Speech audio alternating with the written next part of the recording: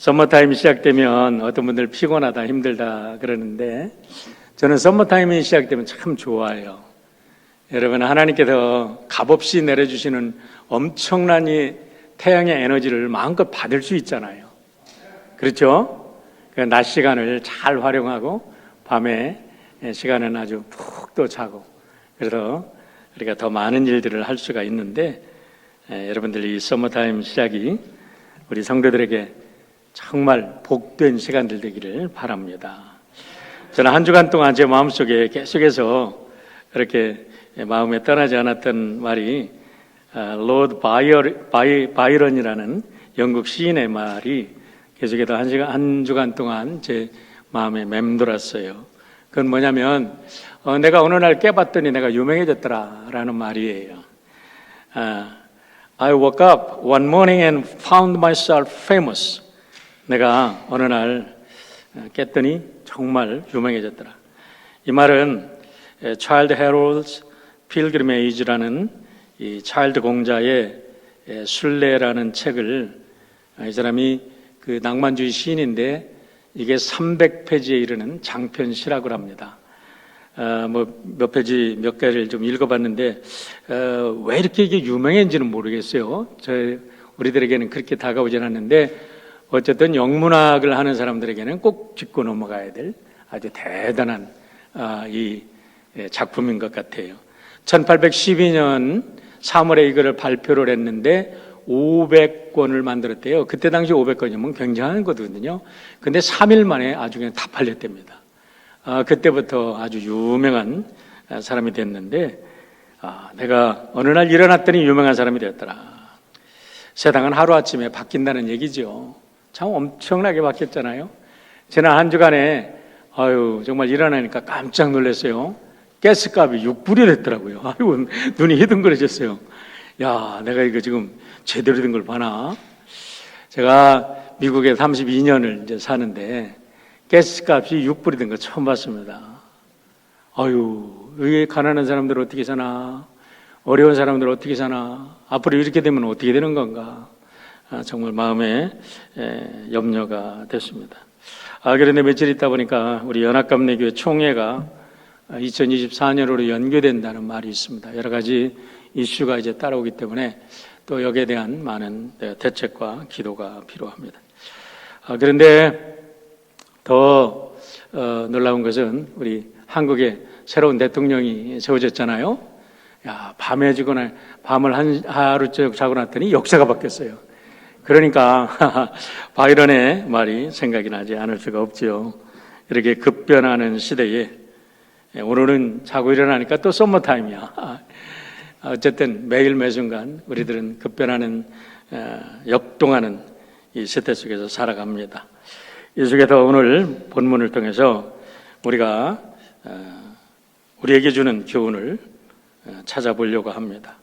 오늘 본문은 지난주에 우리 요단 동편에서 르우벤 지파와 갓 지파가 이제 요단 동편 헤스본 땅과 바산을 정복한 땅을 이제 나누어 갖자, 그렇게 나누어 갖고 거기에 성읍을 정비하고 우리를 짓고 거기에 정착하기로 한 다음에 이제 요단 서편에 정복에 앞장서서 선봉에 서겠다, 이런 결단을 한 것까지 우리가 말씀을 들었어요. 그런데 요단 서편을 정복한다는 말은 모세에게 있어서는 인생의 마지막이 왔다라는 의미입니다. 왜냐하면 하나님께서 너는 요단 서편은 정복할 수가 없다, 너는 건너갈 수가 없다라고 말씀을 했기 때문에 그렇습니다. 그런데 여러분, 모세가 그 40년 동안의 그 광야 생활을 바라보고 왔던 게 뭐죠? 오직 젖과 꿀이 흐르는 땅, 그 땅 하나 보고 온 거 아닙니까? 그런데 그 마지막 순간에, 그 가나안 땅으로 들어가는 순간에 하나님께서 너는 안 돼, that's enough, stop 하고도 거기도 막으시니까 얼마나 안타까웠겠어요. 그러니까 모세가 하나님께 요청을 하는 거예요. 하나님, 이제까지 내가 이 백성들을 이끌고 여기까지 왔지 않았습니까? 제가 최선을 다하지 않았습니까? 내가 그 땅에 들어가서 그 땅의 아름다움을 보게만 해주세요. 그렇게 얘기를 하는 거예요. 그런데 하나님께서 That's enough. Don't ask anymore. 이제부터는 단 한마디도 나에게 말하지 마 하고 너무나 냉혹하게 말씀을 하십니다. 그러면서 명령하시는 거예요. 이제 여호수아에게 명령해서 여호수아에게 모든 권위를 위임해서 여호수아가 데리고 가서 그 땅을 정복하게 하라라는 겁니다. 오늘 본문을 통해서 저는 하나님께서 우리들에게 주신 비전에 대해서 함께 여러분과 생각하면서 우리 인생의 목표가 무엇인가? 우리는 무엇을 위해서 살아야 되는가? 우리는 어떻게 살아야 되는가? 이런 문제를 한번 생각해 보려고 합니다. 첫 번째 오늘 말씀을 통해서 여러분과 나누고 싶은 것은 사람은 비전에 의해서 빚어진다는 겁니다. 인생에 분명한 법칙이 있다고 하면서 잘 되는 사람은 잘 되는 이유가 있고 잘 안 되는 사람은 잘 안 되는 이유를 가지고 있다고 합니다. 분명하게. 이와 같은 법칙을 연구한 사람이 누구냐면 나폴레옹 힐이라는 사람입니다. 그는 1883년 사우스 버지니아에서 태어난 사람이라고 해요. 그런데 일찍 어머니가 돌아가셨습니다. 9살에 어머니가 돌아가시고 새 어머니가 이제 집안에 들어왔는데 그 새 어머니가 이 나폴레옹 힐을 아주 사랑하고 잘 키웠던 모양이에요. 그때 당시 시골에서 가난한 시골에서 아이들은 그냥 들로 산으로 뛰고 놀고 공부라는 것은 뭐 알지도 못하고 제쳐놨는데 이 나폴레옹 힐은 그 새어머니 덕분에 학교도 잘 가고 교회도 매일 꼬박꼬박 참석하고 이렇게 잘 갔다 그래요. 그러다가 그런데 이 어머니가 항상 이 나폴레옹 힐의 재능을 발견했겠죠. 그러면서 나폴레옹 힐한테 너는 나중에 훌륭한 작가가 될 거다. 너는 나중에 훌륭한 작가가 될 거다. 라는 그 꿈을 계속 심어주고 얘기를 했다 그래요. 그런데 나폴레옹 힐이 대학에 가서 변호사가 되려고 대학에 가서 로스쿨에 입학했는데 너무 가난해서 중간에서 그만두고 이제 뭐 여기저기 전전하고 여기 가서 이 일하고 저기 가서 저 일하고 뭐 그러다가 이제 잡지사 기자로 일을 하다가 이 사람이 결단을 했다 그래요. 자기가 한번 부자들, 잘하는 사람들, 성공한 사람들을 찾아다니면서 인터뷰를 해서 그 사람들의 한번 삶을 정리해 보겠다 이렇게 결정을 하고서 처음 찾아간 사람이 강철왕 앤드루 카네기였다고 합니다. 물론 오늘 이야기는 나폴레옹 힐 개인의 자서전에 나오는 이야기고 나폴레옹 힐을 크리틱해가지고 이 사람을 비평하는 사람들은 야 나폴레옹 힐은 완전히 거짓말쟁이야 모든 거 다 거짓말이야 하고 쓰는 사람이 있어요. 그래서 여러분들이 위키피디아에 가면 한국의 위키피디아 가면 지금 제가 얘기한 얘기를 그대로 하고 있고 또 미국의 위키피디아 영어로 된 그 위키피디아에 가면은 완전히 나폴레옹 힐은 완전히 거짓말이다 거짓말쟁이다 이렇게 이제 크리틱하는 글들이 있으니까 너무 뭐 거기에 대해서 흔들리지 말고 어쨌든 중요한 것은 이제 제가 마지막 말씀을 드립니다. 어쨌든 이 사람이 앤드루 카네기를 만났는데 미국 사람들은 또 이 사람을 연구한 사람은 거짓말이다 이렇게 얘기를 하는데 이 사람은 개인적으로 분명히 만났다 그러면서 얘기를 하는 거예요. 나폴레옹을 만나가지고 이제 당신을 인터뷰해도 되겠냐 하고서 인터뷰를 했어요. 그런데 그렇게 뭐 바쁜 분이 인터뷰를 임해줬어요. 3시간이나.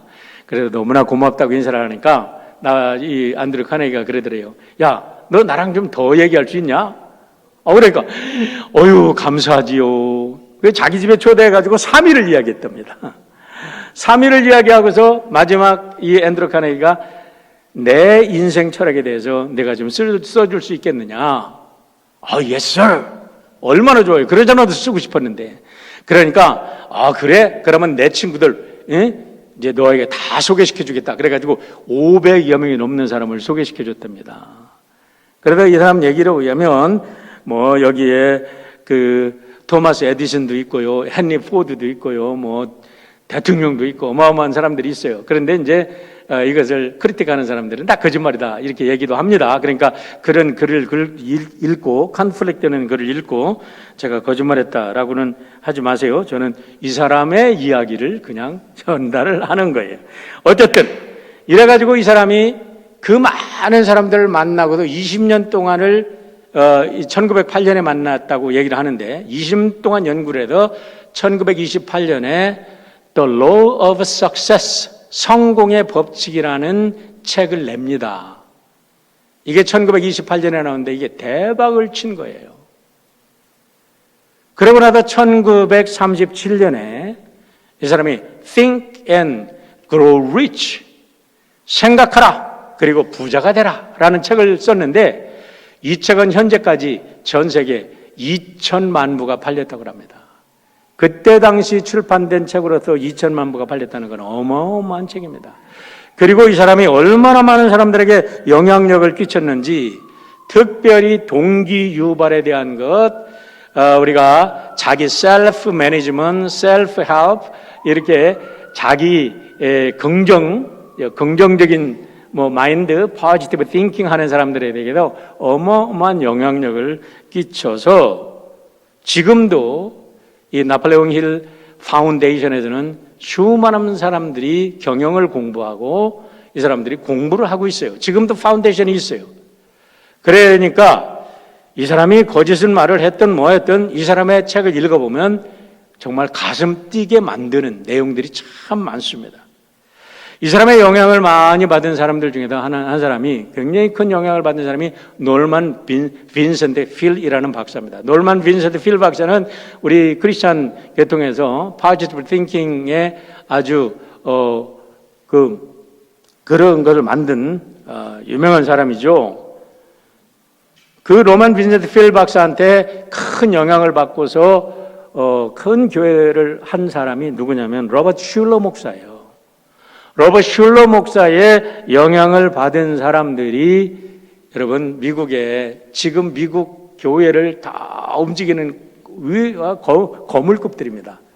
제가 로버트 슐러 목사님 50주년 그 교회 세미나를 갔더니 그때에 미국의 큰 교회들 거물급 목사님들이 와가지고 전부 다 로버트 슐러 목사님한테 당신에게 내가 너무나 좋은 걸 배웠다, 고맙다 하면서 이들이 강사로 한 30분씩 강의하는 것을 들었는데 이 중에 한 사람도 존 맥스웰이라고 지금 리더십 강의하는 사람 중에도 대표적인 존 맥스웰이 여기에 속하는 사람입니다. 존 맥스웰도 나폴레옹 힐의 책을 읽어봐라 이렇게 이야기를 하는데 우리 한국 사람 중에도 대표적으로 영향을 받은 사람이 조용기 목사와 김선도 목사님이에요.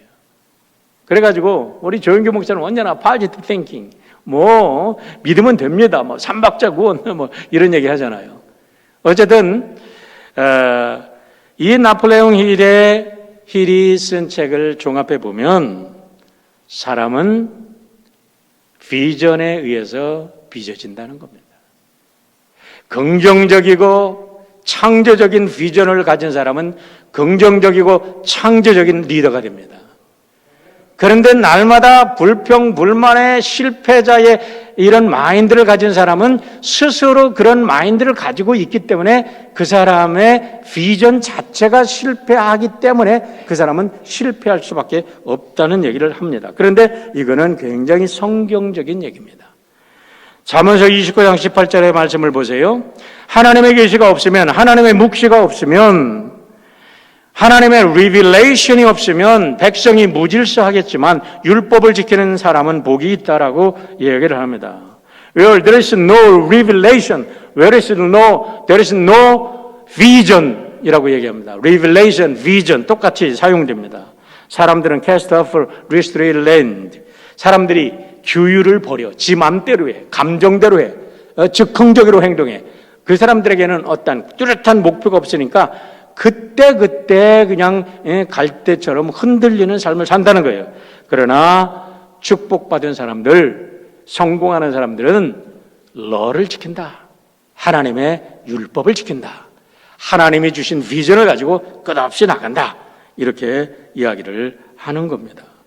그렇기 때문에 여러분, 교회 학교 교육이 뭡니까? 교회 교육이 뭡니까?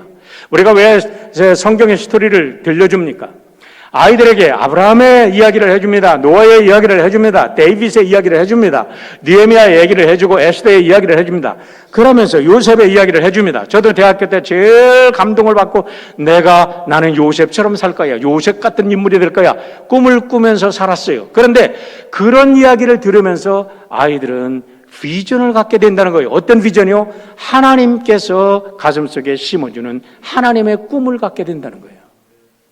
여러분 모두가 하나님의 꿈을 가지고 살아가기를 주의 이름으로 축원합니다. 여러분, 철학자들이 뭐라 그래요? 당신은 누구입니까? 우리는 누구입니까? 사람은 누구입니까? 나는 누구입니까? 라는데 저는 분명하게 정해야 합니다. 나는 누구인가? 내가 가진 비전에 의해서 결정된다는 거예요. 내가 가진 비전에 의해서, 내가 가진 꿈이 나지. 외적으로 보이는 내가 아니라 내가 하나님이 내 안에 넣어놓으신 꿈이 우리의 존재를 결정하는 줄 믿으시기를 바랍니다. 사람들이 being과 doing을 이야기를 하는데 존재 자체, being이라는 것은 무엇입니까? 그게 being이라는 것은 하나님이 넣어주신 꿈이 어떤 꿈을 가지고 있느냐에 따라서 그의 존재가 결정되고 그 존재에 의해서 행동은 나오게 되어 있는 겁니다. 오늘 본문의 말씀을 보시길 바랍니다. 모세를 한번 보세요. 40년 전에 모세를 한번 보시길 바랍니다. 예수님께서 하나님께서 모세 미디안 광야에서 오셔서 떨기나무 불꽃에서 모세를 부르십니다. 내가 너를 이스라엘의 지도자로 세워서 출애굽을 시키겠다. 그러니까 내가 누구관데요? 내가 누구관데요? 하는데 그의 셀프 이미지, 그의 자화상은 뭡니까? 나는 늙은입니다. 나는 가난한 목동입니다. 나는 무능력한 사람입니다. 나는 말도 제대로 못합니다. 나는 죽을 날이 얼마 남지 않았습니다. 나는 실패자입니다라는 셀프 이미지를 가지고 있었어요. 그러니까 내가 누구간데? 나는 내가 누구라고 하나님이 부르십니까? 그런 거예요. 그런데 그가 하나님의 비전을 받고 나서 하나님이 주신 지팡이를 가지고 하나님의 말씀에 순종하자 그는 이스라엘 최고의 영웅이 된 줄 믿습니다. 인류의 영원한 정신적인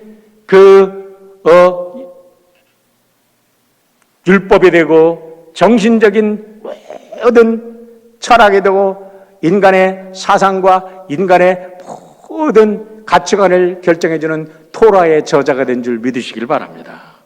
전지전능하신 하나님을 만나서 하나님으로부터 정말 하나님을 페이스 투 페이스 얼굴과 얼굴을 대하여 보던 전무후무한 인간으로 바뀐 이유는 그가 언제부터라고요? 하나님의 비전을 마음에 품은 순간부터 바뀐 줄 믿으시기를 바랍니다. 그래요. 그런데 또 하나 발견하는 것은 모세를 통해서 발견하는 것은 하나님이 주시는 비전은 나이와 관계없다는 겁니다. 여러분, 모세가 몇 살에 비전을 받았다고요? 80살에. 나는 이제 죽을 늙은 노인입니다 했는데 80살에 비전을 받았어요. 그러니까 하나님께서 그를 통해서 정말 하나님의 영광을 드러냈고 모세만큼 위대한 인물이 사실은 예수님 말고는 없다고 해도 과언이 아닐 정도로 인류의 위대한 지도자의 모습을 보여주었습니다. 요엘서 2장 28절과 29절의 말씀을 보세요. 사도행전 2장 17절에도 그대로 인용한 말씀인데 그 후에 내가 내 영을 만민에게 부어주리니 모든 사람에게 부어주리니 너의 자녀들이 장래일을 말할 것이며 우리 여기 제후가 어린아이가 왔는데 하나님이 우리 제후에게도 하나님의 비전을 주시면 비전의 사람이 된다는 거예요. 늙은이들이 꿈을 꾸며 여기에 우리 어르신들이 있는데 여러분 나이에 상관없습니다. 하나님의 비전을 가지면 내일 여러분들이 하나님 나라에 간다 할지라도 오늘 하나님의 비전을 이루는 하나님의 거룩한 백성이 될 줄 믿습니다. 젊은 청년들에게 내가 젊은이들에게 이상을 볼 것이며 그랬어요. 꿈과 이상과 비전과 모든 것 다 하나님의 비전입니다. 그런데 내가 그때에 내 영을 남종과 여종에게도 줄 것이며 세상에서 나는 아무것도 가진 게 없습니다. 나는 부모로부터 물려받은 게 없습니다. 나는 종입니다. 나는 배운 것도 없습니다. 나는 찌끄레기입니다 하는 사람에게도 하나님의 영을 주시면 하나님의 사람, 하나님의 도구, 위대한 하나님의 백성이 된다고 오늘 성경이 말씀하는 줄 믿으시기를 축원합니다. 여러분, 여기서 우리가 알아야 될 것이 뭐냐면 비전과 미션의 차이를 좀 분명히 했으면 좋겠어요. 제가 미국에 와서 8년 동안 신학교에도 공부를 했지만 신학교에도 공부한 거는요, 사실은 세상을 보는 방법을 배우는 거예요. 공부하는 방법을 배우는 거예요. 무슨 학교에서 뭐를 다 배웠다고 착각하면 큰 오산입니다. 그거는 내 스스로 세상을 보고 내 스스로 공부하는 방법을 찾아가고 내가 어떻게 스스로 이 환난과 이 수많은 장애물이 있는 것을 넘어가는 방법을 배운 거지, 실제적으로 우리가 삶을 통해서 배우는 거는요, 삶의 현장에 나와서 삶에 부딪히면서 배우는 거예요. 근데 32년 동안 제가 계속해서 세미나를 다니면서 공부한 것은, 공부하면서 이게 갈등했던 것은 뭐냐면, 왜 이렇게 비전과 미션을 혼동한다. 내가 성경에서 공부하고 성경에서 배운 거는 분명히 비전이라는 큰 그림이고, 미션이라는 것은 그때그때 주어지는 사명인데, 왜 미션 스테이트먼트를 항상 위에 놓고 비전 스테이트먼트를 밑에 놓나? 그런데 이제는 조금 알 것 같아요. 일반의 회사 같은 데 보면요, 미션 스테이트먼트 쫙 있습니다. 근데 비전 스테이트먼트 밑에 들어. 미션 스테이트먼트는 뭐냐? 그 사람들이 돈 버는 게 목적이요. 그러니까 우리는 뭐 큰 꿈이 있습니다. 그게 뭐라고 해도 다 돈 버는 게 목적이니까. 그 사람들은 비전 스테이트먼트를 할 수가 없어요. 그런데 우리에게 주신 비전 스테이트먼트는 뭡니까? 하나님께서 노아에게 주신 비전 스테이트먼트이 뭐예요? 비전이 뭐예요? 아브라함에게 준 비전이 뭐예요? 예수님의 제자들에게 준 비전이 뭐고, 여러분 오늘 우리에게 주시는 비전이 뭔가요? 우리 모두가 구원받은 백성으로 하나님께 영광 돌리는 예배자로 이 땅에 하나님 나라를 건설하는 게 하나님이 주신 비전인 줄 믿으시길 바랍니다. 하나님의 비전은 아담의 타락 이후에 예수님 오시는 날까지 하나님이 주신 비전은 변하지 않습니다. 영원한 것입니다. 그러나 그 비전을 이루기 위해서 우리 각자 재능을 가지고 우리가 그 미션을 행하는 사역은 다 다른 거예요. 우리의 스테이지, 라이프 스테이지에도 다 다른 거예요. 이거를 제대로 얘기한 사람이 아까 말한 나폴레옹 힐이 이런 얘기를 합니다. If you have no major purpose, 여기서 저는 이 major purpose를 비전이라고 생각합니다. 당신이 비전이 없다면 you are drifting toward certain failure. 너는 결국에는 실패를 향하여 그냥 표류할 뿐이다, 이 말이에요.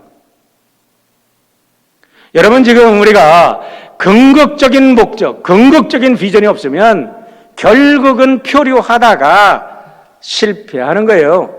지옥 가는 거죠. 켄 블랜차드도 정확하게 비전을 설명하고 있는데, 내가 이거를 발견하고서 너무 기뻤어요. 이제까지 제가 생각했던 비전을 이 켄 블랜차드가 확실히 얘기해 주니까, 여러분 켄 블랜차드가 누군지 이렇게 말씀하면 감이 안 오죠.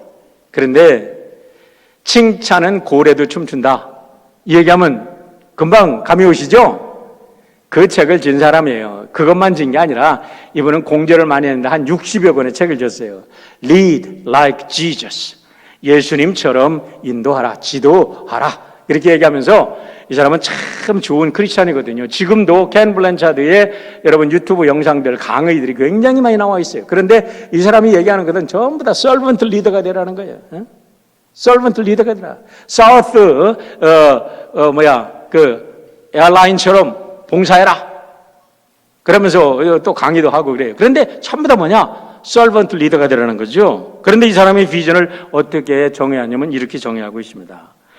비전은 자신이 누구이고 어디로 가고 있으며 무엇이 그 여정을 인도할지 아는 것으로, 비전은 목적을 달성해 가는 과정에서 끊임없이 지침을 제공하는 영속적인 것이다. 영속적인 것이다 라는 거예요. 여러분, 사명은 그때그때 달라집니다. 어린 아기의 사명은 뭐예요? 열심히 젖 빨아먹고 열심히 건강하게 크는 거잖아. 초등학교, 중학교, 고등학교 우리 학생들의 사명은 뭐예요? 열심히 공부하는 거잖아. 그런데 궁극적 목적이 없어. 사명은 있는데 궁극적 목적을 모르면 졸업하고 나서 아이들이 엉뚱하게 되는 거예요. 왜 공부를 해야 되나? 궁극적 목적. 하나님의 영광을 위해서. 하나님을 예배하는 자로. 우리가 여러분 궁극적 목적은 하나님이 주신 그 하나님 나라를 이루는 것이에요. 그래서 노아에게, 아브라함에게, 다윗에게, 느헤미야에게, 이사에게, 에스라에게, 예레미야에게 모든 비전은 똑같은데 그들에게 주는 사명은 다 다른 거예요. 우리도 마찬가지예요. 여러분들 우리가 가정에서는 가장으로서의 사명이 있죠. 회사에 나가면 회사원으로 사명이 있죠. 회사를 경영하는 사람들은 CEO로서의 사명이 있죠. 우리가 국가의 시민으로서는 시민으로서의 사명이 있죠. 다 사명은 다른 거예요. 사명은 한 사람에게도 수십 가지가 다르게 나타날 수 있어요. 그러나 비전은 영원한 거예요. 이거를 헷갈리니까 우리 교회는 어디로 갑니까? 우리는 뭐를 합니까? 자꾸 그러는데 여러분 우리 교회의 궁극적 목적은 하나님을 온전히 예배하는 사람이 되는 것이 우리들의 궁극적 목적임을 믿으시길 바랍니다. 여러분의 일터에서 하나님의 참 예배자가 되십시오. 일과 예배를 분리하지 마십시오. 여러분들이 어떤 회사에서 무슨 일을 하더라도 하나님 앞에서 일을 한다고 하고 하나님이 보시는 것처럼 성실하게 해보십시오. 세상 사람들이 욕을 하든 뭐를 하든 여러분들이 그렇게 한다고 하면 여러분의 삶은 영광이 나타나고 여러분의 삶을 통해서 회사가 부흥하고 여러분의 삶을 통해서 요셉에게 주었던 축복이 여러분을 통해서 일어날 줄 믿습니다.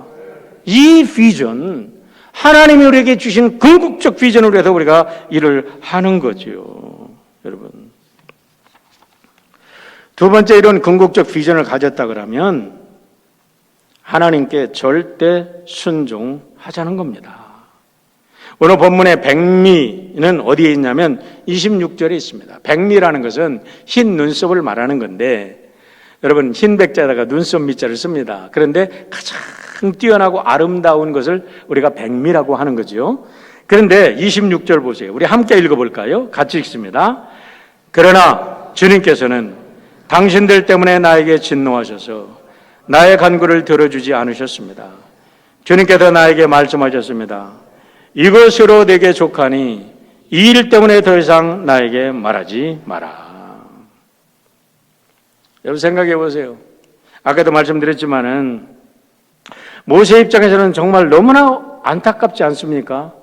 자기가 잘못한 것도 없잖아요. 여기 너희 때문에 그렇잖아요. 사실 그래요. 그 사람들이 어떻게 잘못했습니까? 가데스바네아에 40년 동안 광야를 헤매다가 가데스바네아에 모였습니다. 왜 모였나요? 이제 가데스바네아에서 새롭게 결단하고 가나안을 진군하기 위해서 가데스바네아에 모였습니다. 그런데 그때 하필이면은 미리암이 세상을 떠납니다. 그러니까 모세가 얼마나 마음이 아팠겠어요. 미리암은 단순히 자기의 누이로만 끝나는 게 아니라 이스라엘을 출애굽하는 데 결정적인 역할을 했던 여성 지도자의 최고의 지도자였습니다. 자기의 누이고 그리고 그 누이가 없었다면 자기가 오늘 여기까지도 못 왔을 거예요. 그런데 그 누이를 잃었습니다. 그런데 민수기 20장을 읽어보면요. 그 누이를 잃은 슬픔을 채 가시기도 전에 미리암이 죽었더라. 그 다음에 귀절이 뭐냐면 이스라엘 백성들이 모세와 아론에게 쫓아와서 물이 없다고 불평했다는 거예요.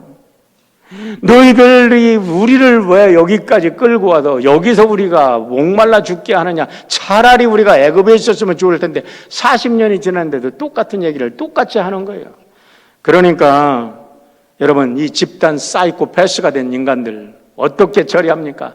너무나 분하고 분통 터져서 하나님께서 그래가지고 할 말을 잃고도 하나님의 장막에 엎드려 버렸습니다. 그러니까 하나님께서 야, 이 지팡이를 가지고 다시 일어나 가서 바위한테 명해라. 바위에서 물이 날 거다 그랬어요. 그러니까 모세가 너무나 분이 났던 것 같아요. 그 사람들이 미흡지 않겠어요? 여러분 민수기 12장 3절을 보세요. 이 사람 모세는 온유함이 지면의 모든 사람보다 더하더라. 하나님이 인정해 준 사람입니다. 온 세상에 모세처럼 온유한 사람이 없었다고 그러는데, 얼마나 모세가 화났으면 하나님이 명하라고 했는데 지팡이를 가지고 막 후려쳤어요, 바위를. 그러면서 내가 하나님이 되어도 너희들에게 물을 내게 하랴 하는데 쳤는데 물이 진짜 나왔어요. 그런데요, 그 한 번의 실수 때문에 하나님께서는 모세에게 못 들어간다, 그렇게 얘기하신 겁니다. 그러고 나서 이제 가나안 땅에 접경에 섰습니다. 이제 가나안 땅에 들어가야 됩니다. 그러니 모세가 거기를 들어가고 싶었겠어요? 안 들어가고 싶었겠어요? 하나님, 잘못했습니다. 용서해 주세요. 그러나 내가 가나안 땅에 한번 들어가서 그 땅을 보기만 하게 해주세요. 그랬는데 하나님이 노, 그러십니다. 여러분, 여기에서 우리가 정말 오늘의 백미가 여기에 있다 그랬는데, 이것이 진정 하나님의 꿈을 가진, 하나님의 비전을 가진 사람이에요. 하나님께서 노하시면 내가 아무리 원하고 내가 아무리 정말 이것 때문에 살아왔습니다 한다 할지라도 하나님이 stop, that's enough 하면 그대로 순종할 줄 아는 사람이 진정 하나님의 백성인 줄 믿습니다. 그랬는데도 불구하고 내 뜻 이루자고 하는 사람은 자기 욕망을 따라 사는 사람이지 하나님의 절대적인 주권과 비전을 따라 산 사람은 아니에요. 우리가 교회에서도 많은 일들이 있습니다. 컨플릭이 될 수 있어요. 의견이 다를 수 있어요. 그러나 여러분, 우리가 하나님께 깊이 기도하고 하나님께도 아니야 하면 예스, 옳습니다 하고 순종할 수 있어야 되는 거예요. 그것이 참된 비전의 사람이라는 겁니다. 역대하 17장 보세요. 다윗은 정말 그의 일생을 통해서 가장 하고 싶었던 일은 뭐냐면 하나님의 왕궁을 짓는 거였어요. 하나님의 성전을 짓는 거였어요. 하나님의 성전을 지으려고 그 모든 것을 다 재료를 만들고 쌓아놓고 하나님의 성전을 지으려고 하는데 하나님께서 no 하십니다. 너는 내 손에 피를 너무 많이 묻혔어. 너는 안 돼.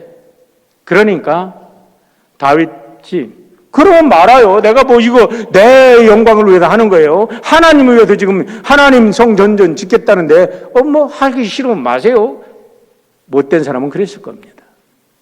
그런데요, 다윗은 옳습니다. 하나님, 내는 너무나 많은 살인의 죄를 졌습니다. 나 같은 인간이 어떻게 성전을 짓겠습니까? 옳습니다, 주님. 그래놓고도 자기가 최선을 다해서 성전을 짓고도 남을 자료를 준비해서 솔로몬에게 내려준 줄 믿으시길 바랍니다. 이것이 진정한 비전의 사람이라는 거예요. 여러분, 우리 바울을 보시길 바랍니다. 고린도후서 12장 8절로 9절의 말씀 보세요.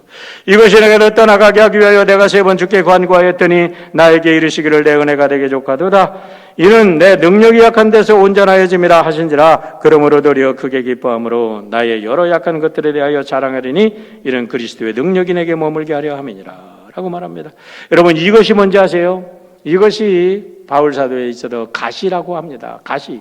이거를 연구한 사람들이 뭐라고 얘기하냐면 바울 사도가 말라리아에 걸려서 아주 정말 심한 두통이 정기적으로 이렇게 막 일레귤러하게 막 이 두통이 오는데, 편두통 알아본 분들은 알 거예요. 이렇게 두통에 시달렸다고 하기도 하고, 어떤 사람은 안질이 너무나 심해가지고 이 안질에 있어가지고 바울 사도가 편지를 쓸 때는 대부분 대소를 시킵니다.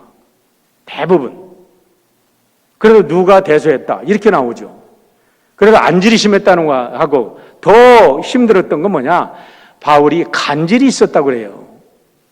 여러분, 제가 여기서 말씀을 전하다가 갑자기 거품을 물고 쓰러져가지고 제가 간질병을 안다면 여러분들 몇 사람이나 다음 주에 나오실까요? 바울이 그랬다는 거예요. 그래서 하나님이 이 가시를 내게서 좀 벗어나게 해주세요 했는데 하나님께서 뭐라고 그래요? 내 은혜가 내게 족하도다. 괜찮다. 그랬는데 바울은 그때부터 이런 반고 거기에 대해서 더 이상 하나님께 요청하지 않습니다. 마지막까지 사는 것도 주의 뜻이요, 죽는 것도 주의 뜻이요, 모든 것 주를 위해서 헌신하신 줄 믿으시길 바랍니다. 이것이 하나님의 비전을 가진 사람이라는 거예요. 내 뜻 이루자고 앙탈 부리는 사람은 하나님의 뜻이 아니라는 겁니다. 여러분, 예수님 보시길 바랍니다. 마태복음 24장 26장 39절, 마가복음 14장 36절, 누가복음 22장 42절. 조금 나가서 얼굴을 땅에 대시고 엎드려 기도하여 이르시되 내 아버지여 만일 할 만하시거든 이 잔을 내게도 지나가게 없어도. 이 잔이 뭡니까? 죽음에 쓴 잔, 십자가에 쓴 잔을 마셔야 돼요. 그러나 아버지의 뜻이라면 아버지의 뜻대로 하옵소서. 3번을 기도하시고 아버지가 대답하지 않으시니까 그것이 아버지의 응답인 줄 알고 예수님이 말없이 십자가를 지신 거예요. 사랑하는 성도 여러분, 기도하는 사람은 알아요. 우리 예수님께서 끝까지 기도하라고 그랬다고 끝까지 자기 욕심 부리고 자기의 생각만 관찰하려고 하는 사람은 하나님의 비전을 가진 사람이 아니라는 거예요. 기도하다 보면요, 언젠가 아하, 이것이 아니었구나. 성령이 깨닫게 해주시고 우리의 방향을 돌리게 해주시고 하나님을 위해서 100% 헌신하게 그를 이끌어 주십니다.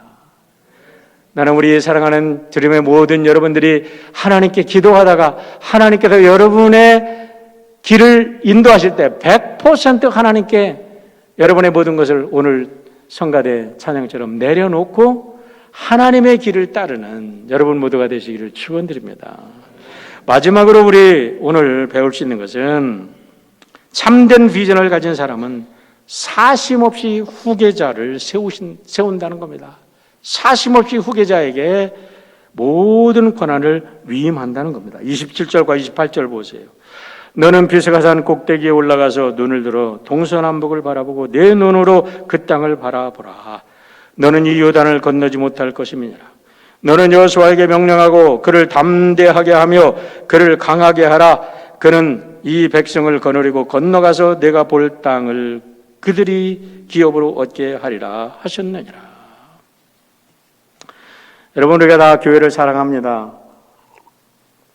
그래도 교회의 미래를 걱정하는 분들이 많이 계십니다. 그런데 안타까운 것은 적지 않은 분들이 교회 10년, 20년 후에 걱정을 미리 땡겨 갖고 와서 오늘 그냥 막 그 걱정에 눌려 살면서 막상 오늘 할 일은 하나도 안 해. 여러분, 이 말씀 중요합니다. 미리 10년, 20년 미리 걱정 땡겨서 하면서 오늘 할 일은 안 한다니까?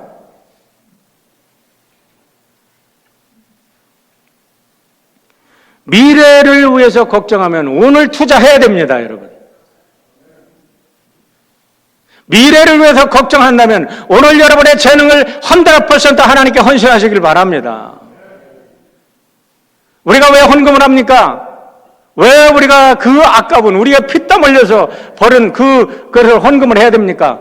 미래를 위해서 오늘 투자하는 거 아닙니까? 걱정한다고 미래가 바뀝니까? 여러분, 오늘 우리가 헌신하고 오늘 우리가 해야 될 일, 오늘 우리가 아이들을 키워야 될 일, 오늘 우리가 사람들에게 전도할 일, 오늘 우리가 헌신할 일에 대해서 최선을 다하면 10년 후에 우리의 자리에 올 사람들이 있어요. 이 주도권을 잡고 그때에 하나님께 영광 돌릴 주인공들은 따로 있어요. 우리가 걱정할 일 아닙니다. 우리가 걱정할 일은 오늘 우리에게 주어진 사명에 최선을 다하는 겁니다, 여러분. 오늘 우리의 자녀들을 위해서 걱정합니까? 자녀들 여러분, 우리가 얘들이 20년, 30년 어떻게 될까 걱정만 한다고 됩니까? 자녀를 위해서 기도하고 자녀를 위해서 헌신하고 자녀를 위해서 모든 것 바쳐서 우리가 투자를 오늘 하면 그 자녀가 내일의 주인공이 될 줄 믿습니다. 미리 땡겨서 걱정하지 말고, 여러분은 오늘 우리들에게 주신 꿈이 뭐예요? 그 꿈을 위해서 투자를 하자는 겁니다. 아까도 말씀드렸지만 존 맥스웰이 어느 날 꿈을 꿨답니다. 자기의 고백이에요. 꿈을 꿨는데 어떤 사람이 자기 앞에 나타나서 자기의 길을 가로막고 서더랍니다. 한참 그 사람하고 실갱을 하다가 그 사람이 쓰고 있는 복면을 확 벗겼더니 그게 누구냐면 자기들의, 무슨 말이에요? 굉장한 메타포가 여기 들어있는 겁니다. 우리의 앞길을 막는 것은 외부 세력이 아닙니다. 자기의 욕심입니다. 자기의 이기심입니다. 자기의 두려움입니다. 자기의 무지입니다. 여러분, 우리가 우리의 안에 있는 두려움을 던져버리고 그걸 극복하고 나의 무지를 극복하고 나의 게으름을 극복하고 나의 오늘 잘못된 것, 죄악을 극복하면 하나님께서 우리를 통해서 역사하십니다. 하나님은 살아계셔요. 꿈을 버리지 마시길 바랍니다. 마틴 루터 킹 목사님 보세요. I have a dream. 정말 우리 마틴 루터 킹 목사님 전 세계를 위해서 하나님이 내리신 정말 보물 같은 분이잖아요. 그분이 나에게 꿈이 있습니다라는 중간 부분만 여러분에게 소개합니다. 나에게 꿈이 있습니다. 언젠가 이 나라가 모든 인간은 평등하게 태어났다는 것을 자명한 진실로 받아들이고 그 진정한 의미를 신조로 살아가게 되는 날이 솟아오르리라는 꿈입니다. 나에게 꿈이 있습니다.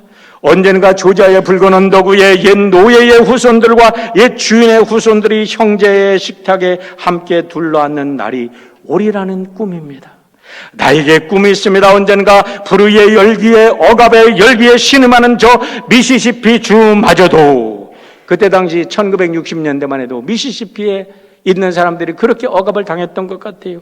자유와 평등의 오아시스로 변할 것이라는 꿈입니다. 나에게 꿈이 있습니다. 내 아이들이 피부색이 아니라 인격에 따라 평가받는 그런 나라에 살게 되리라는 날이 오리라는 꿈입니다. 지금 나에게는 꿈이 있습니다.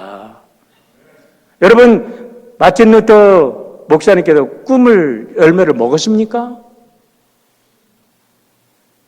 그 꿈 때문에 테러를 당하고 그 꿈 때문에 감옥을 가고 그 꿈 때문에 억압을 당하다가 그 꿈 때문에 총에 맞아 죽었잖아요. 그런데 그의 꿈은 살아서 미국의 양심을 깨웠고 세계의 양심을 깨웠고 그 꿈 때문에 오늘 우리가 여기서 이 자유를 누리고 사는 것을 믿으시기를 바랍니다. 저는 미국에 와서 공부할 때 우리 마틴 루터 킹 목사님하고 말콤 엑스, 지난 수요일에도 얘기했지만 그분들에 대한 세미나를 6개월 동안 그분들에 대해서만 우리 교수님들하고 세미나를 하면서 흑인들에 대해서 얼마나 감사하게 여겼는지 몰라요. 그들의 그 인권운동, 그들의 그 헌신, 그들의 그 희생 때문에 오늘 이 땅에 이 자유가 온 거예요. 지금도 그들이 시스템적으로 잘못되고 그 억압된 잘못된 것 때문에 배우지 못해서 그들이 나쁜 일, 배우지 못한 아이들이 그렇게 했지만 우리의 사명은 뭐예요? 그런 아이들을 가리키고 그런 아이들 서포트하고 그런 아이들을 데려다가 교회에서 서포트해서 이제 그런 문제 아들이 여러분 트러블 메이커가 피스 메이커가 되도록 만드는 게 교회의 목적이 아닙니까? 교회 존재의 의미가 아닙니까? 우리의 꿈, 우리가 꿈꾸는 것을 하나님의 꿈이 되어야 될 줄 믿습니다. 하나님은 이 땅에 하나님의 나라를 임하는 꿈을 가지고 계십니다.